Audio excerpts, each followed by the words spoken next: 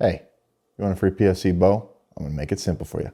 Like, comment, subscribe to the channel. If you're subscribed and you're liking and you're commenting on our videos, you're entered in the giveaway. We're gonna give a free PSC bow away again. You heard it here first.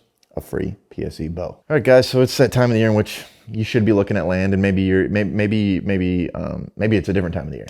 You can buy land at all different sorts of times of year. Maybe it's hunting land, maybe it's not.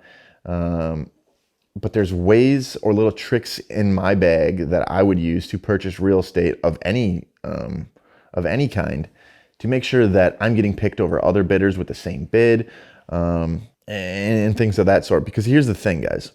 So let's say, and who knows, you could be watching this video 5 years from now, but let's say, in 2021-ish, the market was hot. Okay, let's say for every property that went up for sale, whether it was a house or hunting land, there was 20 guys interested. We find ourselves in a time which it's less ideal for a buyer, but nonetheless, still the demand is there, even with interest rates being higher, things like that.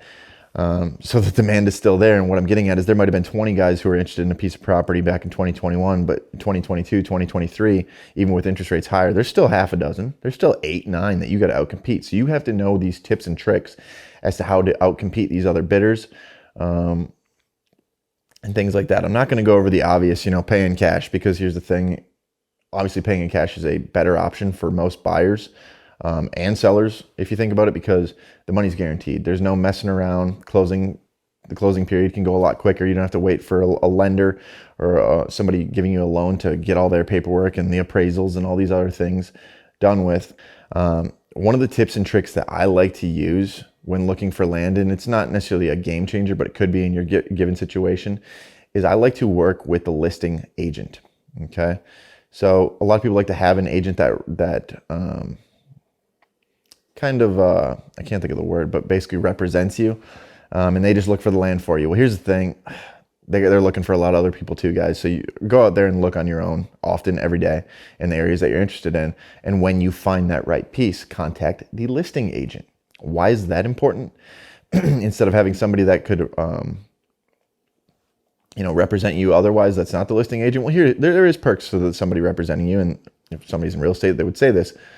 They understand the market a little bit more. They can give you good guidance, and maybe that listing agent wouldn't necessarily give you the guidance because they are just looking to sell the property. But here's the thing. If we work with that listing agent, when it comes to buying a property, they're going to be more likely to maybe talk you up to the client who's selling the property, because there's more money that can go in their pocket.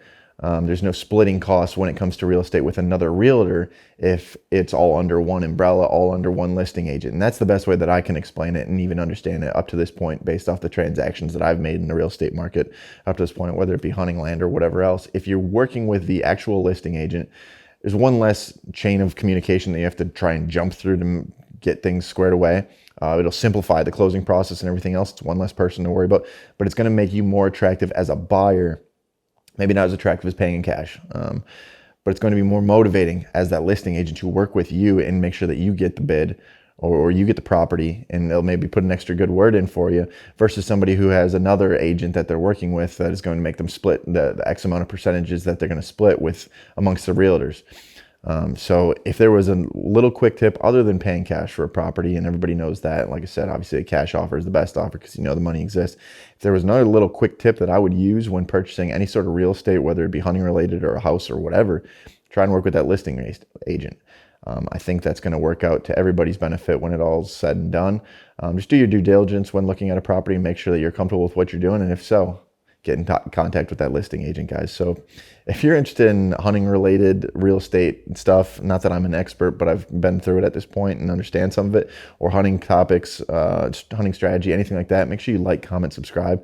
We're always dropping content, guys, and we're always doing giveaways. And if you like free stuff, like, comment, subscribe.